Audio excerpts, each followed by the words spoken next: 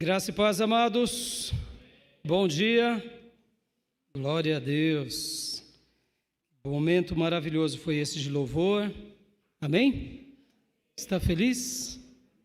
Deus seja louvado. Obrigado, meus irmãos do louvor. Obrigado, reis, aqui por esse período de intercessão. E eu quero orar agora, antes da palavra. Antes de mais nada, seja muito bem-vindo, irmão, irmã. Cada um que está aqui conosco, cada um que nos acompanha também nas redes sociais, todos são muito bem-vindos, amém? Mas antes da palavra eu gostaria de orar pela nossa nação, meus irmãos. Essa semana foi muito tumultuada nas questões políticas, como não tem sido diferente, e infelizmente daqui em diante até as próximas eleições, possivelmente fique disso para pior. Então vamos orar, meus irmãos, vamos orar, porque é uma nação tão maravilhosa, mas ao mesmo tempo as pessoas estão aí, eu diria, vivendo, uma cegueira, né? Em todas as áreas, uma cegueira. E a gente sabe que a resposta para a nossa nação é Jesus, e vamos clamar, vamos orar, pedindo a misericórdia de Deus, pedindo que Deus derrame graça, que Deus faça justiça, que Deus realmente possa atuar na nossa nação. Eu fico com o meu coração apertado todas as vezes que eu acompanho o noticiário, faço sempre uma seleção muito criteriosa de quem eu ouço, porque, irmãos, o mundo sempre foi mundo. Os poderosos sempre tentam manipular as informações. E a gente também precisa ser criterioso com tudo que a gente ouve, como a gente ouve. Mas como igreja, o nosso dever principal é orar pela nação. É orar por cada família. É orar por cada político, por cada empresário, por cada um. Então vamos orar agora, meus irmãos, vamos? Vamos clamar pela nossa nação? Ou os irmãos não querem orar? Eu assisto os jornais, as reportagens, sempre orando. Porque, irmãos, o que a gente pode fazer? Então vamos clamar, vamos? Pai, em nome de Jesus, queremos apresentar a nossa nação, papai. Queremos colocar diante do Senhor o nosso país, esse país tão amado, tão especial. Mas nessa hora, meu Deus, nós te pedimos, Senhor, vá adiante, Senhor, vai adiante, ó Deus, de cada brasileiro. Ó Deus, tenha misericórdia do nosso povo, um povo tão abençoado, mas ao mesmo tempo um povo também, Senhor, que acaba tendo tantas limitações, um senso crítico tão fraco, pessoas que acabam sendo tão manipuladas por qualquer vento. Ó Deus, tenha misericórdia da nossa nação, tenha misericórdia do povo brasileiro, tenha misericórdia, meu Pai, ó Deus, de cada um, onde quer que eles estejam. Nós clamamos agora, pedindo, implorando, suplicando. Visita, Senhor, cada lar, cada família, visita cada alma. Pai, a vida política, pública, ó Deus, tenha misericórdia, Pai, tenha misericórdia. Tenha misericórdia, Pai, dos três poderes, o executivo, o legislativo e o judiciário. Tenha misericórdia, Pai, tenha misericórdia e ao mesmo tempo, Pai, intervenha na nossa nação, assim como o Senhor ouviu a oração do teu povo, ouviu o clamor do teu povo lá no Egito e o Senhor enviou um libertador. Nós sabemos que o nosso libertador já veio, que o nome dele é Jesus Cristo, Senhor, e te pedimos que essa libertação do pecado, essa libertação das almas aconteça de norte a sul, de leste a oeste.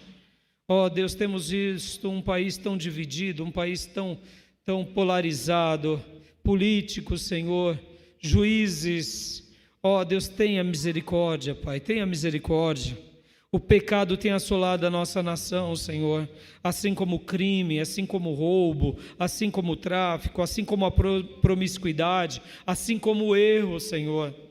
Ó Deus, tenha misericórdia, Pai, tenha misericórdia das crianças, tenha misericórdia daqueles que estudam, tenha misericórdia, Pai, dos jovens, tenha misericórdia, Pai.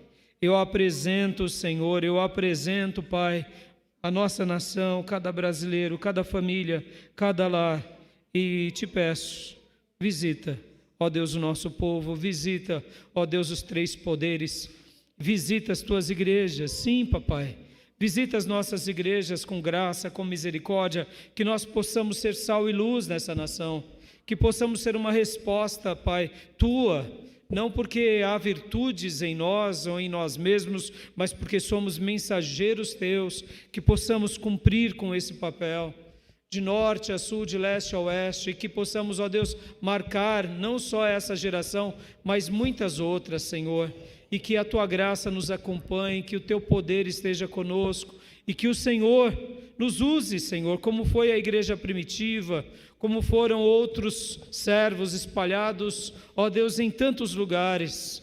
Faça de novo, Senhor, a mesma obra. Aviva, Senhor, a tua igreja, aviva o teu povo, derrama do teu Santo Espírito sobre nós e tenha misericórdia, Pai. Tenha misericórdia da tua igreja, tenha misericórdia do teu povo. Que possamos ser uma resposta à nossa nação e que possamos, Pai, ser proclamadores do teu evangelho, da tua paz, do teu reino. É assim, Pai, que eu te peço, tenha misericórdia, em nome de Jesus. Amém. Amém, meus irmãos? Vamos continuar orando pela nossa nação, amém, meus irmãos? Nossa democracia tem sofrido muito. Desde o final da ditadura para cá, 4 presidentes foram presos. Isso é um péssimo sinal para a democracia brasileira. Que a gente possa amadurecer como povo e que a gente possa crescer também nessa questão que é tão importante, que é a questão política, tá bom? Não tem como a gente fugir da política no sentido de sofrer com os benefícios ou malefícios. A política faz parte da vida, a política faz parte do nosso país e as decisões, muitas vezes na economia, ela não começa na economia, ela começa na política. Então, meus irmãos, que a gente possa aprender, como os países de primeiro mundo, que desde cedo já descobrem os talentos e já vão preparando eles. É assim que acontece em países de primeiro mundo. E mesmo uma monarquia, viu, meus irmãos? A política faz parte. Podem ver que a boa política sempre foi algo ensinado, eu diria, até na Bíblia, no sentido da monarquia. Podem ver que um bom rei, ele sabia fazer uma boa política. Um péssimo rei fazia uma péssima política. Então que a gente ore, e ore muito, tá bom? Pedindo a misericórdia de Deus pela nossa nação. Amém, meus irmãos? Hoje eu quero trabalhar com os irmãos sobre um título que é O Conselho do Senhor. O Conselho de Deus. Eu estou pegando aqui, emprestado, esse título do livro do pastor Enéas Tonini.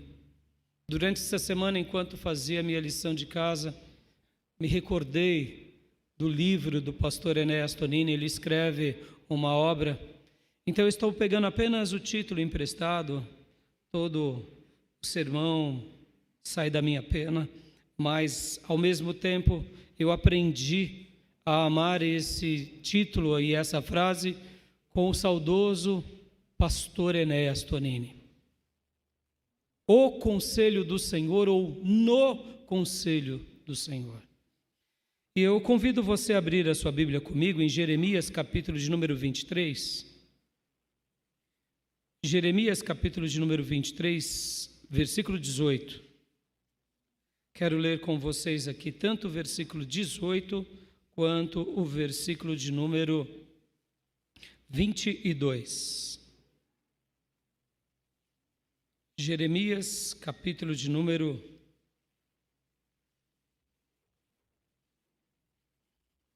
23, versículo 18 e versículo 22.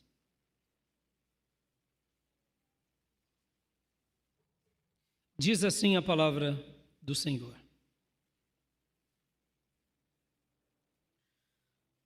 vou ler na NVI, depois estarei lendo na revista e atualizada.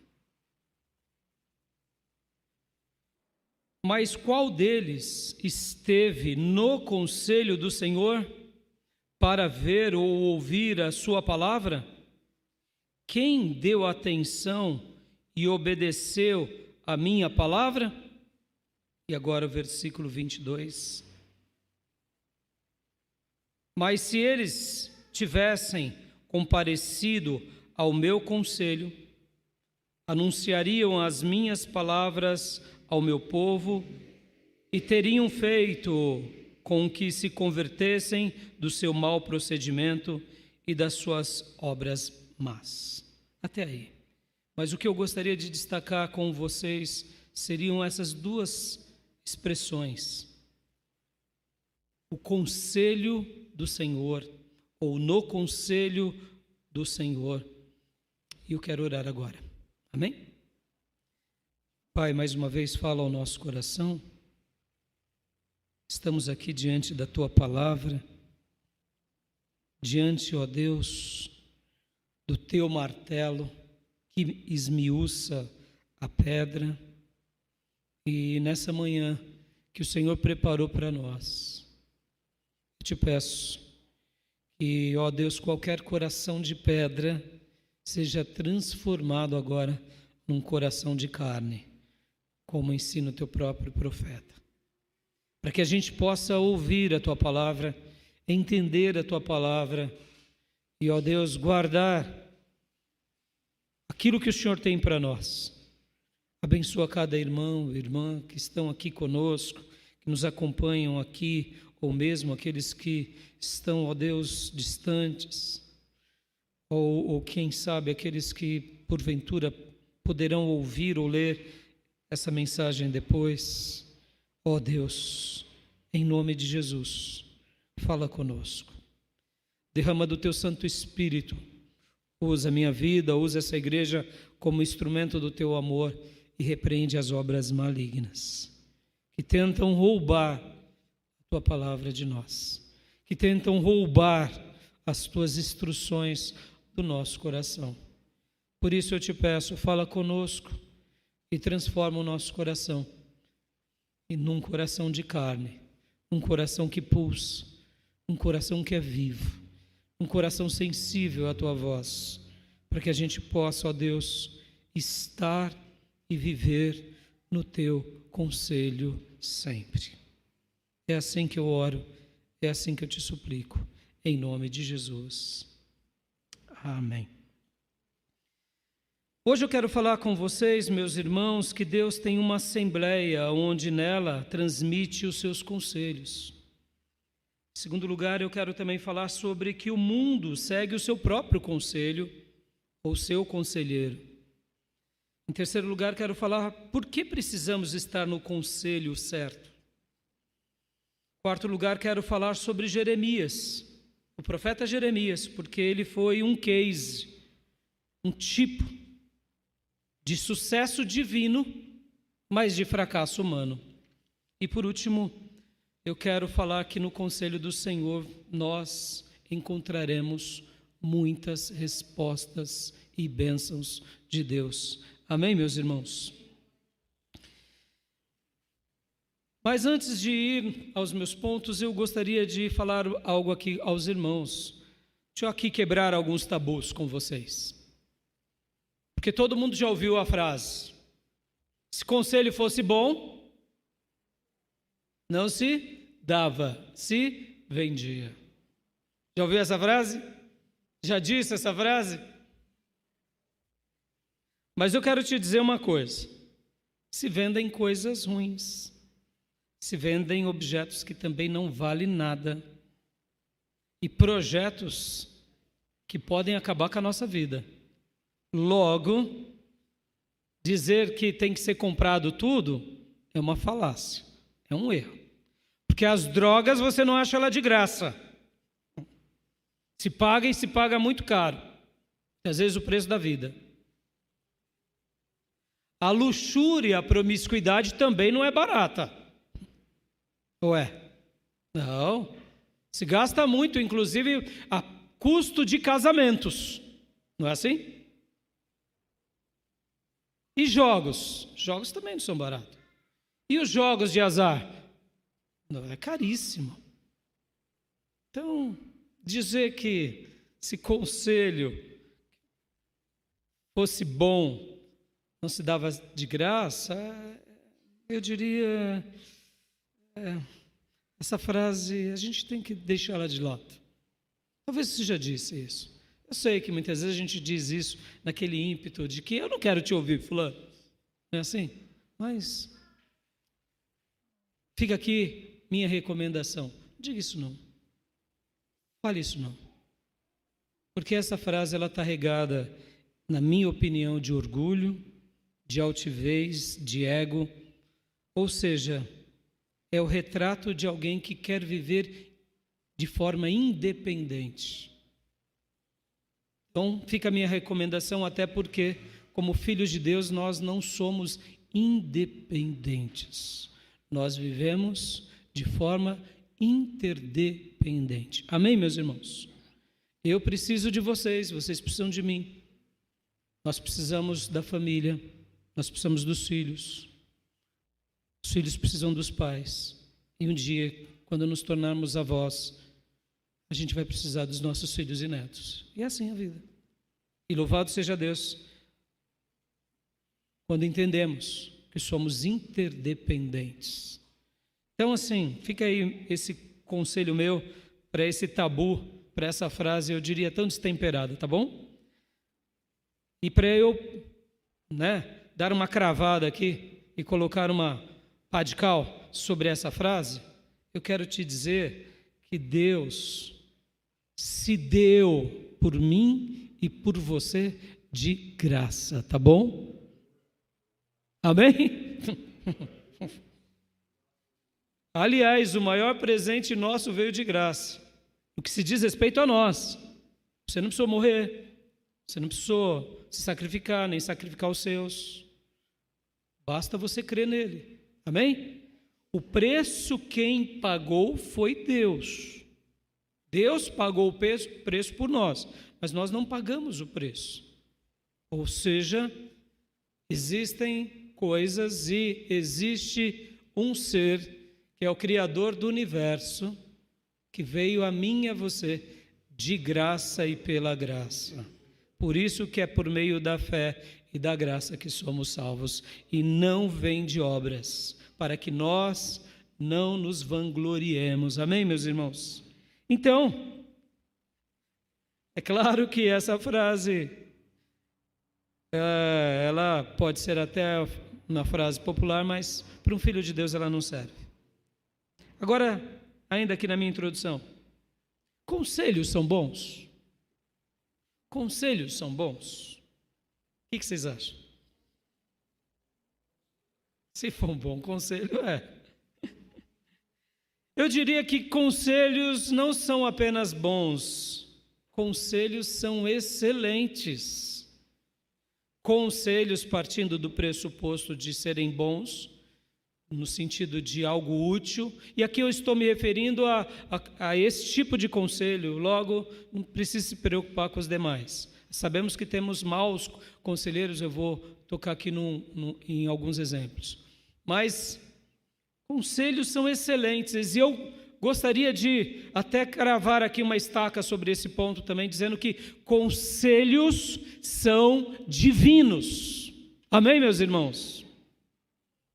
Porque a palavra de Deus em Provérbios vai ensinar que na multidão dos conselheiros ou daqueles que nos aconselham, há sabedoria. Aleluias! Há sabedoria. Logo, conselhos são excelentes.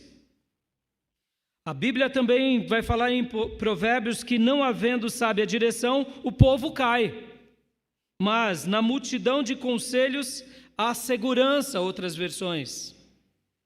Porque com prudência você deve fazer a guerra, mas na multidão de conselheiros está a vitória. Ou seja, até mesmo numa tomada de decisão militar, você não vai, um general, ou um presidente, ou um rei, para a luta sem ouvir as mentes mais célebres. Como já dizia o grande líder general chinês Sun Tzu, conheça a si mesmo, conheça o seu inimigo, conheça o campo, conheça o lugar e ganhe, se preciso for, sem jamais tirar uma vida. Essa é a grande vitória, Sun Tzu ensinava. Porque quando você não conhece a si mesmo e vai para uma batalha, a derrota, diz o grande general, já é certa. Se você vai batalhar contra quem você não conhece, 50% de chance de ser vencedor ou derrotado. Agora, quando você conhece a si mesmo e conhece o seu oponente, opa. Agora, percebam, irmãos, a maior vitória, ensinava o general chinês, é a vitória que não precisa da guerra. Essa é a grande vitória. Porque é a vitória do intelecto, é a vitória da persuasão, é a vitória, sabe, da estratégia, é a vitória do tempo, é a vitória onde nós não tiramos vidas. Então, conselhos são bons? Respondendo, sim, conselhos são excelentes. O que seríamos na vida sem aqueles que nos ensinaram, sem aqueles que nos educaram? E aqui eu poderia falar que o conselho, ele está atrelado a essa instrução mais íntima, mais profunda e até mais ousada daquele que nos amam ou se preocupam conosco ou quer o nosso bem. O que seríamos, irmãos? E para eu encerrar essa introdução e ir para os meus pontos, eu quero te dizer que quando eu mencionei sobre que conselho é divino, um dos nomes de Deus é conselheiro. Jesus é chamado de maravilhoso conselheiro. Posso ouvir glórias a Deus? O Espírito Santo de Deus, lá em João 14, João 16, a maioria das versões traz que ele é o Paracletos, para no grego, Kletos, aquele que está ao lado, próximo, aquele que coloca a mão sobre.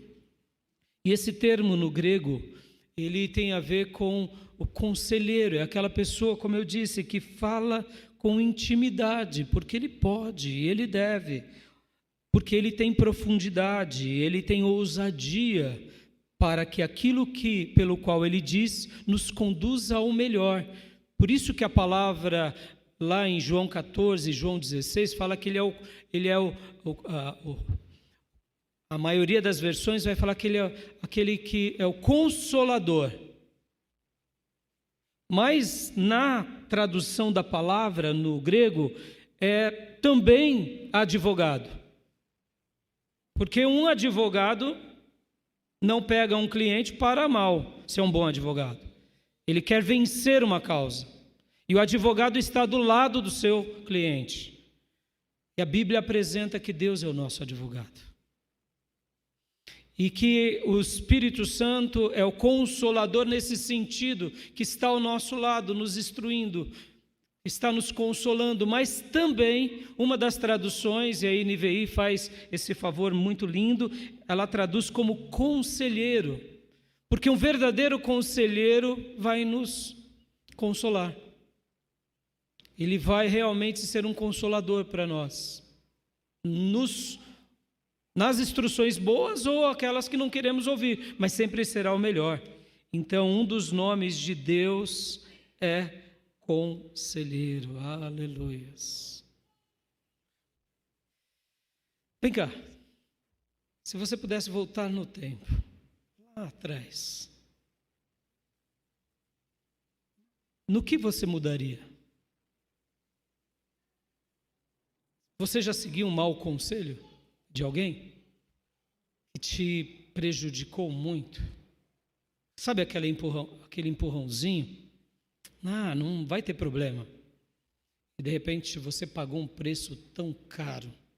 Talvez você não seguiu o conselho diretamente de alguém. Foi da sua própria cabeça. Quem sabe foi uma sugestão, uma seta. Se você voltasse no tempo, o que você faria? Faria tudo de novo? Tiveram maus conselheiros que te atrapalharam, que te influenciaram, que te seduziram, que te aliciaram. Deixa eu te ensinar uma coisa aqui. O passado não vai ter como voltar. Não vai ter como voltar. Então seja resolvido nisso. Não dá para voltar atrás. Mas dá para a gente aprender com ele. Dá para a gente agora fazer uma nova escolha. Dá para a gente dizer assim: Senhor, obrigado, porque eu aprendi na vida o que é a dor de seguir um mau conselheiro, ou quem sabe seguir a minha própria cabeça, ou quem sabe se deixar ser seduzido por algo que eu não poderia. Obrigado, Senhor, porque eu aprendi com a queda, mas eu jamais cairei de novo. Amém? Esse é o ponto. Não fique voltando toda vez. Mas se eu tivesse... isso só vai te adoecer.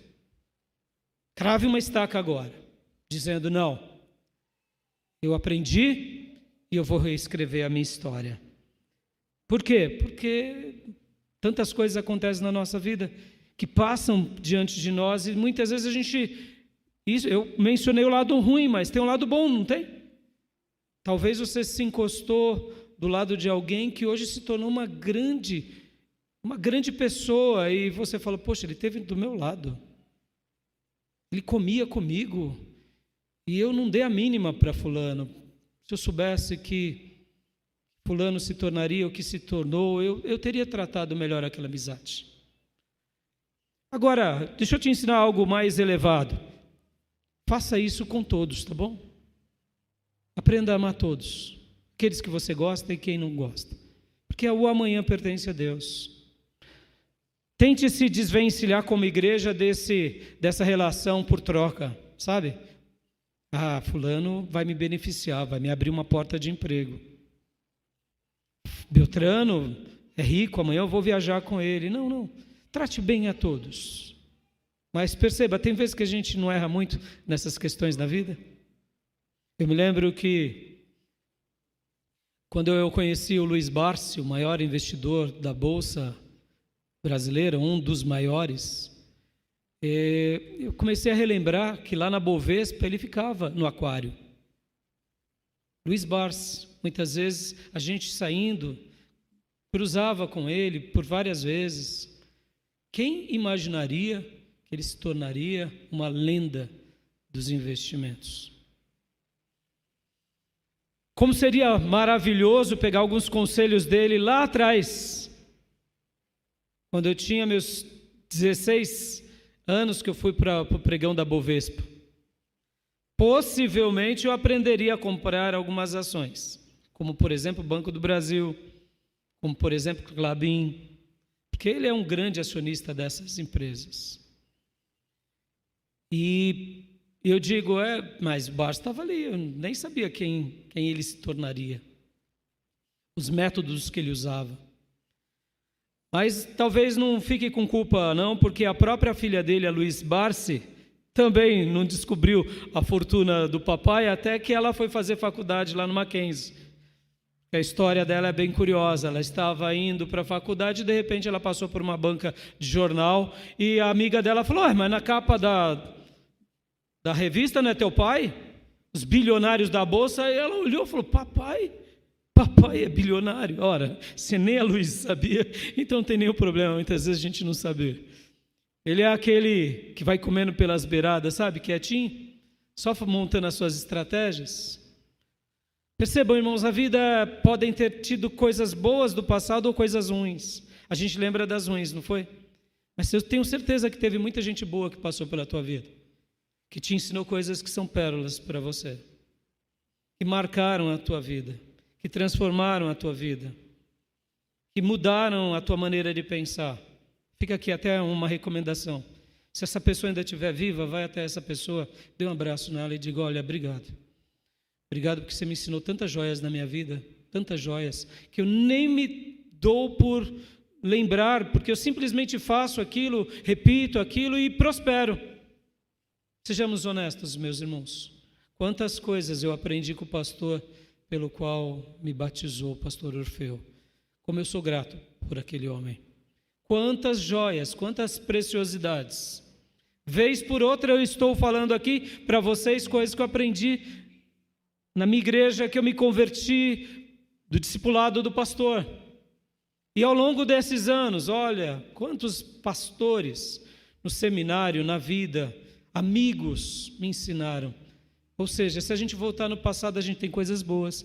Se a gente voltar no passado, temos coisas ruins. As coisas boas devem ser preservadas e as coisas ruins devem ser esquecidas, e a gente deve ser, eu diria, recodificadas as coisas ruins.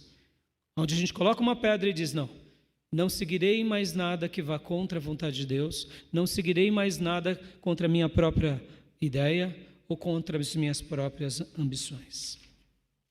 Mas vamos lá aos meus pontos, meus irmãos. Vamos lá. O primeiro deles é que Deus tem uma assembleia, ou seja, um lugar próprio, exclusivo e seguro, onde Ele transmite os seus conselhos. Aqui Jeremias, no capítulo 23, está falando sobre o renovo justo. E depois ele vai falar sobre os profetas mentirosos. Ora, está falando de renovo justo e profeta mentiroso. É porque o profeta mentiroso, é óbvio, ele não busca o conselho do Senhor. Mas Deus sempre terá uma congregação, uma assembleia, um lugar onde Ele transmite os seus conselhos. Que lugar é esse, meus irmãos? É a Assembleia dos Santos. É a casa de Deus. É o lugar onde Deus se separou para nos ensinar. E podem ver, meus irmãos, que aqui nós vivemos a dimensão daquilo que o pastor Enéas Tonini nos ensinava, do pássaro. A gente cresce somente de forma individual e coletiva.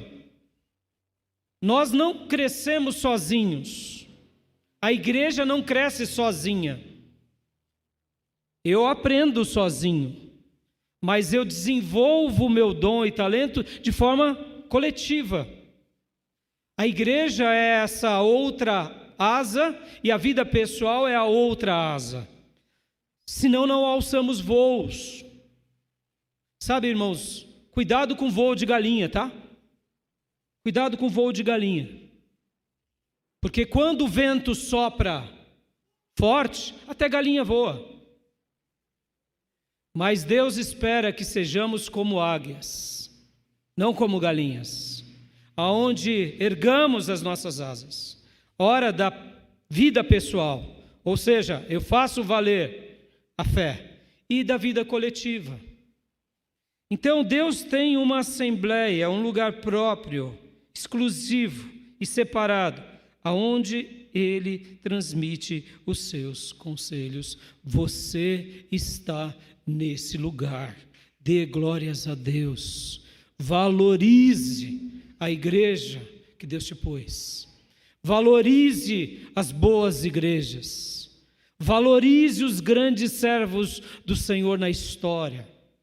Meus irmãos, o apóstolo Paulo disse que um dia haverá um acerto de contas. E quem edifica como palha, como paus, como algo que é perene, no fogo será consumido. Mas só passará pelo julgamento aquilo que é pedras preciosas, ouro, prata, diamantes. Não se preocupe, falsos profetas sempre existirão. Não se preocupe, modismos sempre existirão. Não se preocupe. Valorize os grandes servos de Deus que têm sido levantados na nossa nação, que foram levantados na história. Porque, meus irmãos, os falsos profetas, geralmente eles deixam uma marca negativa. E os profetas genuínos deixam um legado de bênção. Amém, meus irmãos? Foi assim toda a história do cristianismo. Por quê? Porque Deus tem uma assembleia de santos. É um lugar próprio, chamada Igreja do Deus Vivo. Esse é o lugar dos conselhos de Deus. Esses são os lugares das instruções. Por isso que você e eu precisamos sempre gastar tempo com a igreja. Não somente agora, mas fazer valer esse ensino. Hoje nós temos a tecnologia, hoje nós temos a gravação, por enquanto. Não sei até quando isso vai durar. Espero que perdure e melhore, que a gente não viva uma tirania em todos os sentidos. Mas eu espero que a igreja ainda continue tendo essas liberdades e que a gente continue marcando, mas guarde isso. Anote a mensagem, anote os seus estudos, estude novamente, repita esse processo, leia de novo, reflita mais uma vez, ore mais um pouco, porque se Deus tem um lugar sagrado, esse lugar sagrado tem que ser considerado. Esse lugar sagrado tem que ser potencializado. Esse lugar sagrado, ele precisa estar como uma primazia. O projeto igreja não é nosso, irmãos. O projeto igreja nasce com Deus. Amém? Segundo lugar, o mundo segue o seu próprio conselho. Ou seja, não pense que o mundo vai se agradar do conselho divino. E não pense que o mundo vai ter prazer no conselho sagrado. Jamais, meus irmãos. Quando você ver o mundo aplaudindo a igreja, meus irmãos, se preocupe. Porque uma igreja que agrada ao mundo é perigosa. A igreja incomoda o mundo. Isso foi assim com Jesus. Chamaram Jesus de Beelzebu. Jesus não agradou o mundo. Jesus não agradou as pessoas no sentido de falar o que elas queriam ouvir. Então o mundo tem o seu próprio conselho, tem as suas próprias instruções, tem os seus próprios apetites, tem as suas próprias características. E o apóstolo João disse muito bem que aquele que quer agradar o mundo, o amor do Pai não está nele. Ponto. Isso é bíblico, meus irmãos. Eu venho falando há um bom tempo aqui com vocês sobre o Jesus fofinho, né? Jesus que agrada a todo mundo. E esses dias dando aula no seminário, na matéria passada, eu estava falando sobre o anticristo e ali me veio uma sacada. E eu até disse assim que na igreja do Jesus fofinho, até o diabo se apresenta como o diabo bonzinho. Não é verdade? Na igreja do Jesus fofinho tudo pode. Até o diabo é bonzinho. Ele não é malzinho. Isso é da igreja do Jesus fofinho, tá, meus irmãos? Na igreja bíblica, na proposta do mestre, Satanás significa adversário. Ele é o nosso inimigo. E o lugar dele é no estrado dos nossos pés. Amém, meus irmãos? O mundo é mundo. O mundo não aceitará os conselhos de Jesus. Porque Deus tem uma assembleia, um lugar santo próprio, exclusivo, que transmite as suas mensagens, e essas mensagens podem abençoar o mundo. Agora saiba, meu irmão, o mundo não vai aceitar de bate pronto.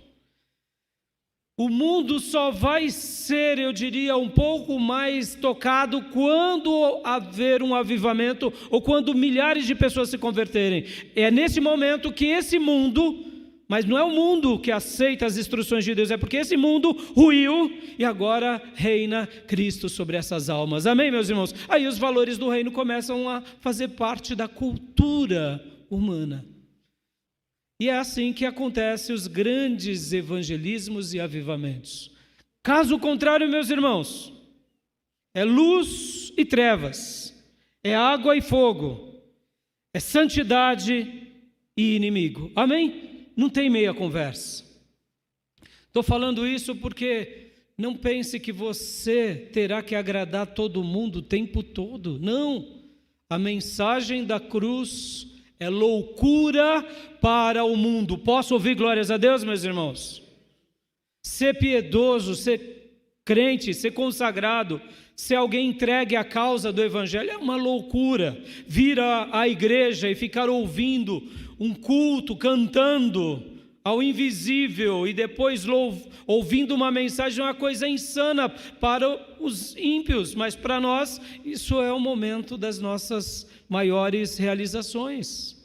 O mundo não entende Jesus, nem a sua palavra. Quando o mundo começa a compreender as coisas de Deus, é porque esse mundo agora ruiu e o Evangelho chegou até eles. Aleluia. Que Deus tenha misericórdia desse mundo caído e que possamos ser sal e luz e ver avivamentos ainda entre nós. Terceiro lugar, por que precisamos estar no conselho certo? Por quê, meus irmãos? Somos de quem? Seguimos de fato a quem? Se realmente o seguimos. Por que precisamos estar no lugar certo? Por que precisamos estar no conselho certo? Porque eu disse que o mundo tem os seus conselhos, tem as suas sabedorias, mas elas servem para nós, meus irmãos? Vamos lá, elas servem para nós? O mundo serve para nós, os conselhos do mundo? Não. Estatisticamente, irmãos, o que tem acontecido dentro da igreja tem acontecido no mundo. Isso é um péssimo sinal. Isso é um péssimo sinal. Estatisticamente, a quantidade de mulheres que muitas vezes sofrem abuso no mundo estão sofrendo dentro da igreja. É alguma coisa errada.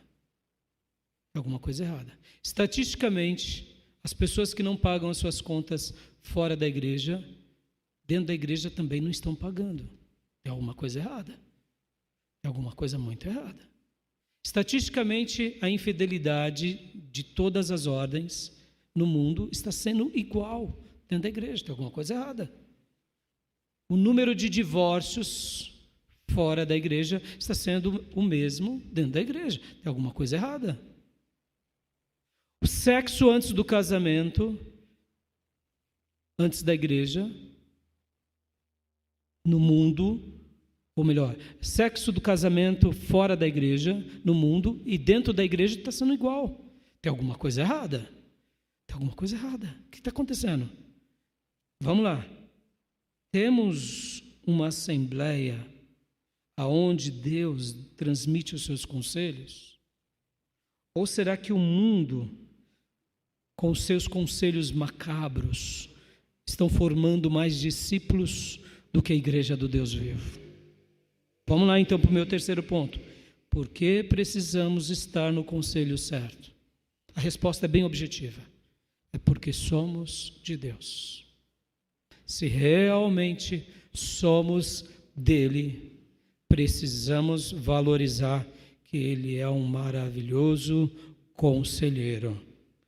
Ou eu testifico na minha vida que ele é um maravilhoso conselheiro, ou eu digo que ele é um hipócrita. Porque eu estou vivendo como o mundo. Logo, ele não é um maravilhoso conselheiro. Porque se ele é um maravilhoso conselheiro e eu não faço, de duas uma, ou o que ele diz não é verdade, ou o que ele diz não é verdade, ou o que ele diz não funciona. Vem cá, o que ele disse é verdade? Sim ou não? Responda no seu coração. Vem cá, o que ele disse funciona ou não? Somos dele ou não? Enquanto falo, diga para Deus no seu coração: Senhor, tu és o meu maravilhoso conselheiro, e a partir de agora eu vou seguir os teus conselhos maravilhosos. Amém, meus irmãos? Vamos repensar essa questão, meus irmãos. Vamos parar de dar desculpas. Porque muitas vezes a gente está dando desculpas e agora eu quero ir para o meu quarto ponto. Aqui é uma sacudida na roseira. Porque quem foi Jeremias? Meus irmãos, Jeremias. Como eu amo Jeremias, viu? Como eu amo Jeremias. Como eu admiro esse sacerdote, profeta, que ele tinha linhagem sacerdotal. Mas o que se destaca na vida dele não era a linhagem sacerdotal. É o profetismo. Que homem brilhante foi esse, citado e prestigiado no Novo Testamento, mas amadíssimo no Velho Testamento. Quem foi Jeremias? Jeremias foi esse case de sucesso divino. Vou repetir, ele foi um case, um tipo, um protótipo de sucesso divino, mas um case, um protótipo de fracasso humano. Porque você não vai ver nenhuma igreja do Jesus fofinho pregar Jeremias. E quando se prega Jeremias, são textos assim, pincelados ali, não posso ler mais nenhum versículo, senão me comprometo. Sabe aqueles falsos profetas que diz, tudo posso naquele que me fortalece, citando Filipenses? Ele só cita isso, porque é uma mensagem de triunfalismo, mas ele não cita o contexto, não cita, que Paulo estava falando ali, que eu posso sofrer, que eu posso passar fome, como eu posso ter abastança, como eu posso tanta coisa, porque tudo posso naquele que me fortalece. Amém, meus irmãos? O contexto bíblico é maravilhoso. E as promessas bíblicas, e Jeremias é esse que é citado pelos falsos profetas, do Jesus fofinho, do diabo bonzinho, assim, a dedo, eles só citam aqui, não, porque eu tenho planos para vós, melhores, de bênção, e acabou aqui, não posso falar mais nada, senão se compromete mesmo, se for ler Jeremias, se compromete. Quem foi Jeremias, meus irmãos? Jeremias foi uma das últimas vozes antes de ver Jerusalém cair. E ele era ouvido? Não, meus irmãos. Jeremias era um profeta solitário. Jeremias era um profeta desprezado. Jeremias era um profeta desconsiderado. Os reis mandavam jogar Jeremias no poço.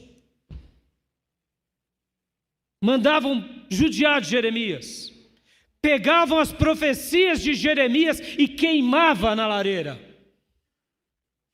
Só não queimava o profeta porque ele tinha, assim, notoriedade, era de linhagem sacerdotal, profeta, isso ia complicar politicamente o rei. Mas Jeremias foi essa pessoa que andou na contramão.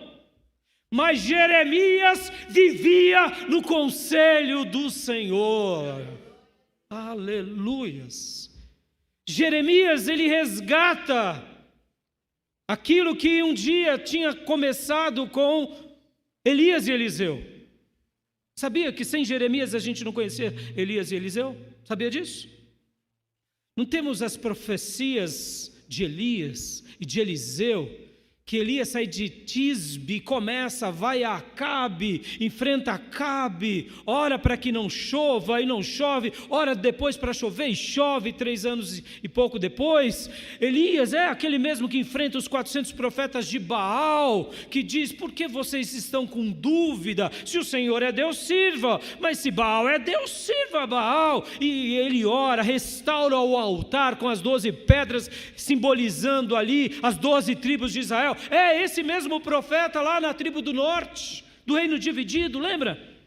Porque Israel, nos dias de Elias, o reino tinha se dividido entre sul, com capital em Judá, e norte, capital em Samaria. O norte, com as 10 tribos e meia, se perderam. Só sobrou o sul, que ainda se mantinha ali temendo a Deus. E Deus levanta essa escola, que é o profetismo, a escola de profetas. Elias vem primeiro, depois ele é arrebatado, e depois a capa dele cai sobre Eliseu, e Eliseu faz o dobro dos milagres, e ali muitos se convertem, muitos são salvos, muitos profetas morrem, porque Jezabel manda matar. Ali, essa escola que sacode a parte norte de Israel, sim, antes de vir o cativeiro assírio, quem Deus levanta ali para dar alento e para ser um resgate ao povo de Deus, foi a escola dos profetas. Você só conheceria sobre a vida dessa escola por causa de Jeremias. O livro de Reis, 1 Reis e 2 Reis, foi escrito por Jeremias. Ele que faz essa recapitulação, mostrando, olha, um dia, lá na tribo do norte, Deus levantou um profeta chamado Elias, Deus levantou um profeta chamado Eliseu, Micaías, Josafá foi um rei que foi bondoso, piedoso, outros reis temeram a Deus, que a gente conhece essas histórias por causa de Jeremias. Sabia disso? Foi Jeremias. Senão a gente não teria essa pérola, meus irmãos. Jeremias foi um case de sucesso. Ele deixou um legado. Ele deixou uma influência. Hoje nós somos abençoados por causa desse homem. Mas deixa eu contar a história um pouco mais para vocês, porque a tribo do sul, ainda depois que caiu a tribo do norte, a tribo do sul ainda teve ali seus bons êxitos. Com Isaías, com Jeremias, mas Jeremias foi uma dessas últimas vozes, dizendo, olha, povo da tribo do sul, lembra do que aconteceu com a tribo do norte, olha, vai vir um castigo, vai vir uma outra nação, chamada Babilônia, e ela vai destruir vocês. Na hora que o rei ficava sabendo disso, na hora que os sacerdotes ficavam sabendo disso, pegava Jeremias, falava, sai daqui, profetinha, sai daqui, tolo. Mas ele não parou de ser boca de Deus. Posso ouvir glórias a Deus? Oh, meus irmãos, Jeremias foi um case de sucesso. Ele foi o vaso nas mãos do oleiro bendito. Naqueles dias, ele profetizou. Uma pequenina quantidade de pessoas deu ouvido a Jeremias. Poderia dizer que o profeta Ezequiel deu ouvido a Jeremias. Posso ouvir glória a Deus? Um mancebo da corte, chamado Daniel, juntamente com seus 3 amigos, Mesaque, Sadraque e Abidnego, deram ouvido a Jeremias. Posso ouvir glórias a Deus? E aí Deus então destrói Jerusalém, os palácios, e o povo de Deus vai para a Babilônia. Sabe qual era o profeta mais lido lá na Babilônia? Jeremias. Porque aquele falador, paroleiro, aquele homem que não parava de pregar lorotas, não era lorotas. Os conselhos dele vieram de Deus, porque ele vivia nos conselhos. E se cumpriram. E agora, o povo de Deus lá na Babilônia arruma o altar. E você vai ver que no livro de Daniel está orando, Daniel está jejuando e está lendo Jeremias. E o povo de Deus lia Jeremias. E depois, pastor, tudo se cumpre como ele tinha pregado, como ele tinha anunciado. Por quê? Porque ele estava no conselho do Senhor. O povo volta para Jerusalém, reconstrói a casa de Deus, reconstrói as muralhas, e uma nova escola nasce, que são os chamados profetas menores. Por quê? Porque eles aprenderam a amar Jeremias. Posso ouvir glórias a Deus? Ele foi um vaso nas mãos do oleiro. Mas por seus dias, ele era um case de derrota. Vem cá, você tem seguido quem? Você pertence a quem? E meu último ponto, no conselho do Senhor, você sempre achará 2 pontos. Descanso. Aleluias. Pode confiar no conselho do Senhor. Pode confiar. Pastor, mas eu estou tendo muita luta, muita prova pessoal, a minha carne não quer seguir. Não tem problema, não dê ouvido à tua carne, às tuas paixões, à tua mente. Siga apenas o que o Senhor tem para a sua vida. Por quê? Porque quando você segue o conselho do Senhor, você se faz um com Ele. Mesmo você não tendo estado no conselho, como esteve Jeremias, porque Jeremias esteve no conselho do Senhor, você desfrutará da graça do Senhor. Logo, pode estar acontecendo 1000 coisas ao teu redor, mas a sua alma descansará. Amém, meus irmãos? Porque no conselho do Senhor você descansa. Segundo, no conselho do Senhor você tem paz. A paz que excede todo entendimento. Por isso que o servo de Deus, ele é esquisito. O mundo está desmoronando. Está passando tufões, furacões, ciclones, e a gente está, glória a Deus, aleluias. Por quê? Porque nós estamos seguros no conselho do Senhor e temos a paz de Deus. Terceiro lugar, no conselho do Senhor você recebe refrigério. Aleluias. Oh, meus irmãos, ter refrigério é tão doce, é tão maravilhoso. Sabe aquela ideia de você estar com a garganta seca, você estar exausto, de repente vem uma água gelada, fresquinha, e uma brisa. Você fala, aleluias. No conselho do Senhor você terá refrigério, mesmo quando passarmos pelo fogo. Aleluias. Quarto lugar, no conselho do Senhor você terá direção. Direção. Aleluia. Porque eu me fascino com Jeremias. Oh, meus irmãos, como foi difícil pregar para aquele povo de coração duro. Quando Deus se revela a Jeremias no capítulo 1, Deus diz assim, olha Jeremias, eu estou te dando um rosto como se fosse de pedra. Sabe aquela expressão que usa, fulano é cara de pau? Foi mais ou menos isso, e uma madeira de lei ainda. Jeremias, ele tinha essa dificuldade de falar à nação que estava se corrompendo. E aí Deus fala para ele, fique tranquilo Jeremias, eu te escolhia antes de todas as coisas. Eu serei com você. Vou estar te dando força. Pode ir. Mas não vai ser fácil, Jeremias. Uma direção. Vai e pregue a minha palavra. Meus irmãos, ele sofreu tanto. Quando nós olhamos os anos da profecia de Jeremias, foi parecido com a profecia de Isaías. Irmãos, profetizar em uma temporada de verão é muito fácil, tá? Pregar uma única vez uma mensagem é muito fácil. Pregar um ano já complica. Pregar 10 anos. Jeremias foi um profeta longevo, como Isaías. É difícil demais se manter fiel, que nem Daniel, meus irmãos. Daniel se converte novinho, Deus usa ele lá na Babilônia, muda-se o império Medo-Persa, e ele continua profetizando agora no império Medo-Persa. É muito difícil você se manter fiel a vida toda. Mas sabe por que eles se mantiveram fiéis a vida toda? Porque no conselho do Senhor, Deus sempre nos dará direção. Pode vir o que for na política, no governo, no mundo, Deus te dará direção. Aleluias. Isso é maravilhoso, meus irmãos. Pastor, o senhor está falando direção aqui na igreja. Não, Deus te dará direção profissional. Deus te dará direção familiar. Deus te dará direção, quem sabe política, quem sabe mesmo empresarial. Deus te dará direção para todas as áreas da tua vida, filho. Temos o livro do Supremo Conselheiro.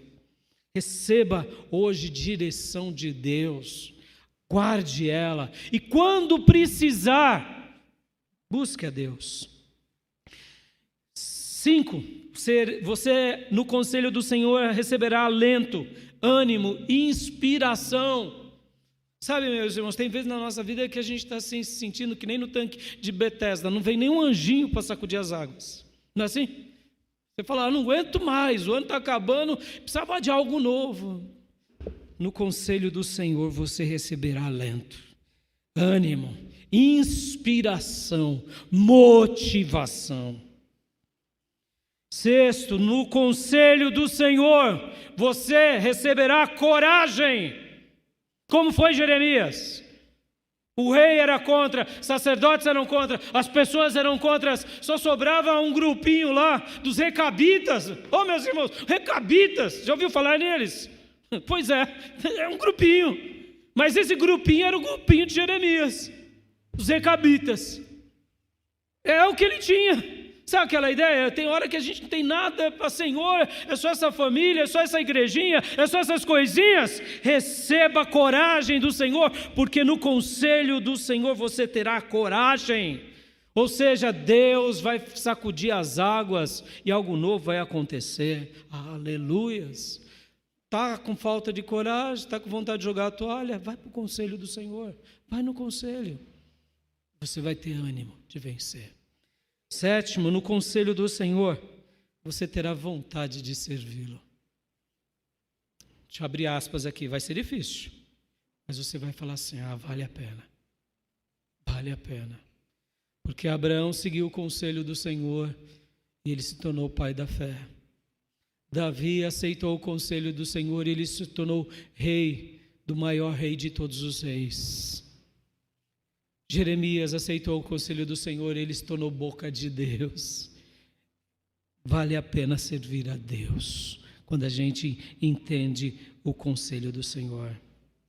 No conselho do Senhor você recebe esperança. A desesperança tem batido no seu coração? Tem horas que eu sou muito racional, meus irmãos. Eu gosto de lógica, eu gosto de número. Então, tem hora que eu vejo umas cenas assim, eu faço 1 mais 1 é 2, não, deu tudo errado. Aí eu olho e falo, não, eu não sigo a minha lógica, eu sigo ao Senhor. Está tudo errado na nossa nação, mas eu tenho esperança no Senhor. Está tudo atravessado no mundo, mas o nosso Deus governa sobre tudo e todos, e nada acontece que não seja a vontade dele.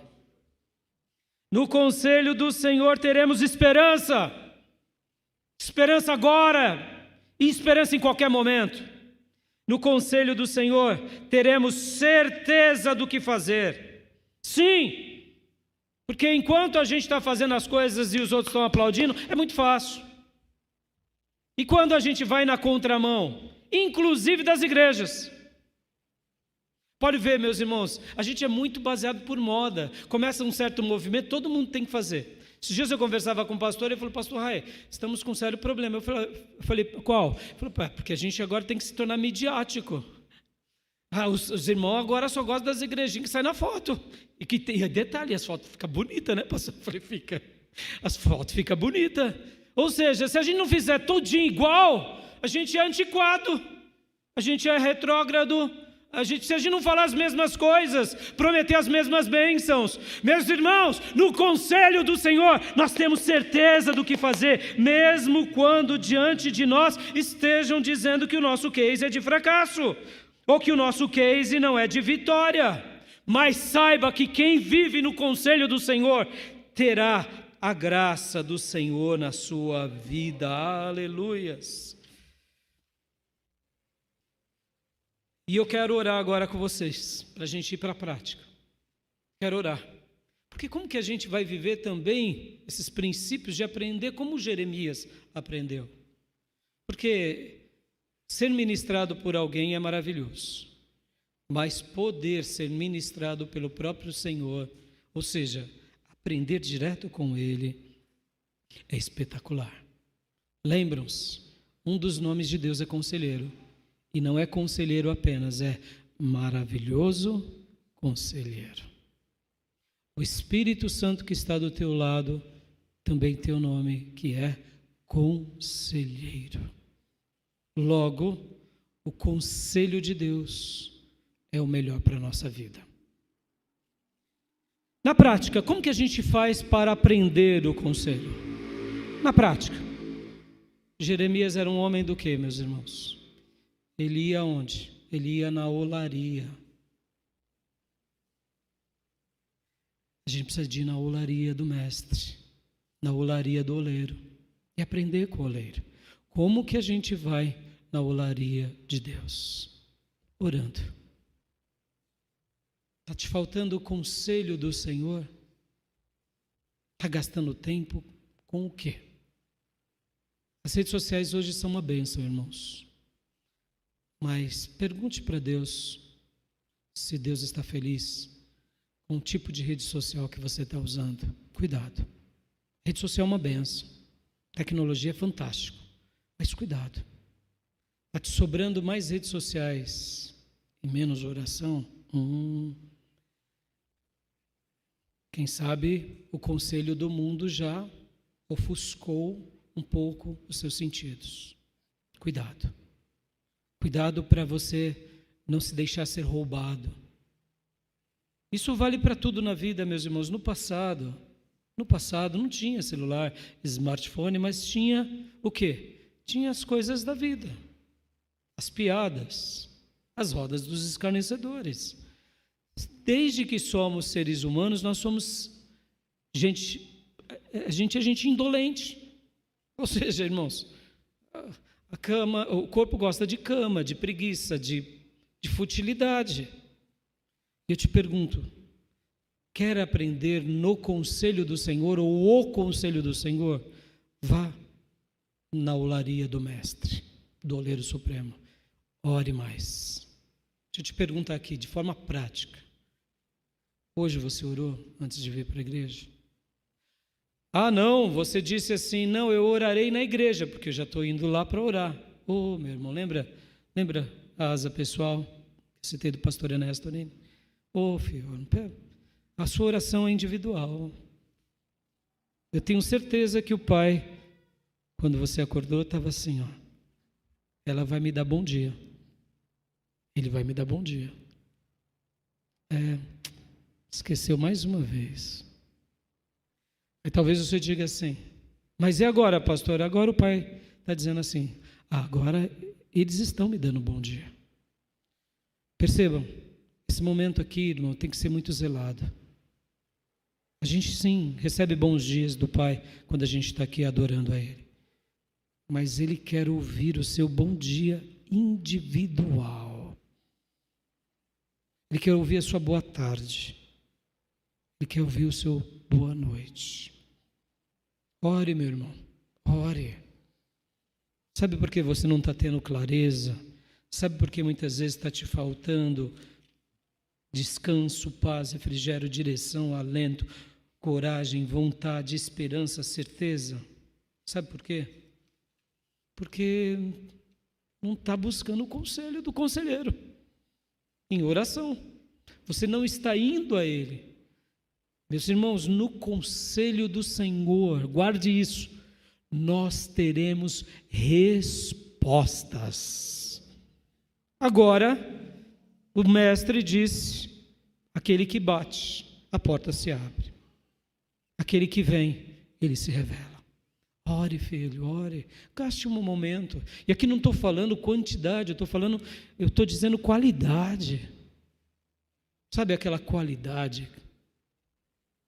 Levanta um pouco mais cedo. Pastor, eu já levanto de madrugada 5 minutos antes, 10 antes. Pare ali e ore. Eu dizia para um jovem, lembra que eu falei no início da minha mensagem? Que eu aprendi joias brilhantes do meu pastor, que me batizou. Ele dizia assim, dona de casa, está com muita coisa para fazer? Você já acorda assim, meu Deus, eu tenho tanta coisa para fazer, por isso que eu não vou orar. Não é assim? Porque não dá tempo para ler, nem para orar, não dá tempo. Tem roupa, tem comida, tem a criança para a escola, não é? Aí ele dizia, acaba o dia, você não fez metade, está cansada, está triste, ainda não orou.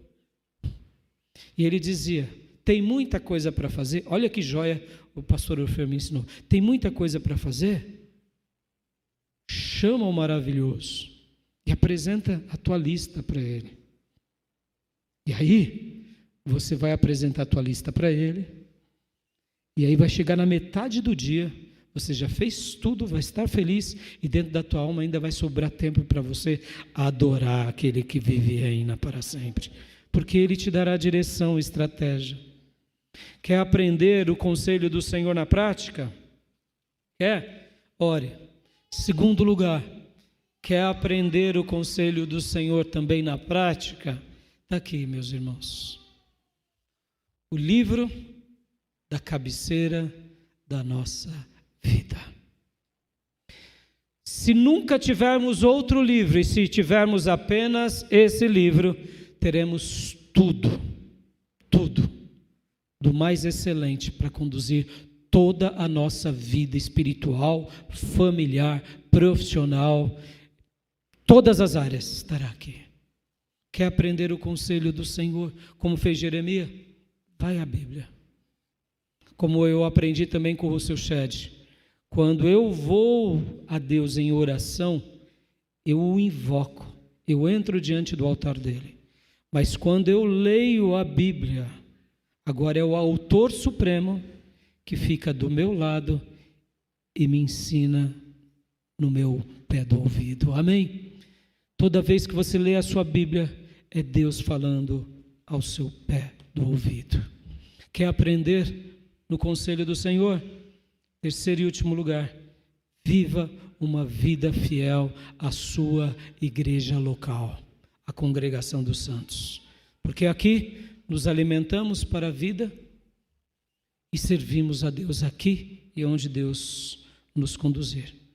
Porque, como eu aprendi essa semana, tirando essas três coisas que eu acabo de dizer, todas as demais são pueris, ou seja, são futilidades, brincadeiras de criança, ou puerilidade, algo que não merece a nossa consideração.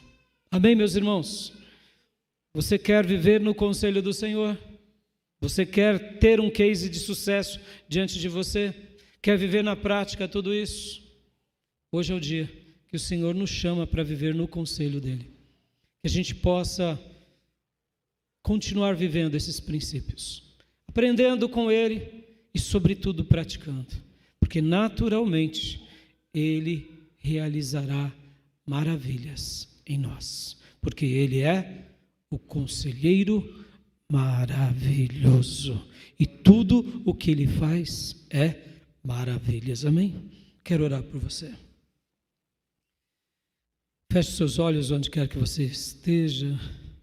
Se você tem sofrido por maus conselhos, se enquanto falei, preguei, o Espírito Santo te incomodou, diga agora a Deus: Deus, eu quero aprender com os teus conselhos. Eu quero me fixar a tudo que o Senhor tem me ensinado. E é isso que eu quero dar ouvidos. Se você tem seguido já os conselhos do Senhor, eu te digo, continue orando, meu irmão, continue buscando e continue no conselho do Senhor, porque o Senhor estará ao teu lado. Não importe o que aconteça, Deus te honrará como honrou o profeta Jeremias. Ele vai estar ao seu lado e Ele vai autenticar a tua vida e você vai deixar um legado de bênçãos aonde você passar. Quero orar por todos nós. Pai, em nome de Jesus, obrigado por essa manhã, obrigado por essa reflexão, obrigado pela vida do profeta Jeremias e obrigado, Deus, porque dessa semana pude me lembrar, Senhor, do pastor Ernesto Nini, do pastor Orfeu, do Russell Shedd e de tantos homens de Deus que viveram no conselho do Senhor. Ajuda-nos, ó Deus, a viver no teu conselho e a realmente, papai, vivermos na tua presença. Recebermos do Senhor uma direção, uma diretriz, assim como o Senhor deu a Jeremias, concede-nos, Pai. Assim como o Senhor deu coragem aos teus servos, Assim como o Senhor deu resposta aos teus filhos, aqui estamos diante do teu conselho nessa manhã e te suplicamos, responda-nos, guia-nos, prospera-nos e revela a tua glória na nossa vida. Tenha misericórdia de cada irmão, de cada lar que representa essa igreja local. Tenha misericórdia de cada alma que, ó Deus, foi ministrado hoje aqui, Senhor. Tenha misericórdia da minha vida, do meu lar, porque preciso tanto dos teus conselhos. E obrigado, Deus, obrigado pelo profeta Jeremias. E obrigado por toda a obra que ele deixou da escola dos profetas e reis. Eu te louvo, eu te bendigo, eu te adoro e peço, continue abençoando os meus irmãos, continue nos ajudando, nos fortalecendo e continue nos livrando de toda puerilidade, Senhor, de tudo que é fútil, tudo que é brincadeira de criança, e nos fixa, sim, papai, naquilo que realmente importa, que é viver e estar no teu conselho. Ajuda-nos, fortalece-nos e guia-nos em nome de Jesus. Amém. Amém, meus irmãos? Amém? Vamos viver no conselho do Pai? Não vai ser fácil, mas vai ser maravilhoso. Amém? Que Deus possa nos ajudar, que Deus possa nos guiar e que Ele possa cumprir o que Ele bem desejar sobre cada um de nós. Amém? Quero dar a bênção apostólica, quero agradecer a todos que estão aqui ou mesmo em casa. E quero abençoá-los agora como ministro do Evangelho. Amém? Estenda suas mãos para o Senhor. Que a graça do Senhor Jesus, que o amor de Deus Pai e as santas e eternas consolações do Espírito Santo de Deus estejam com todos vocês, agora e para sempre. Amém. Que Deus te abençoe, um excelente domingo. Podem se abraçar, meus irmãos. Deus abençoe, está encerrado o nosso culto. Deus abençoe.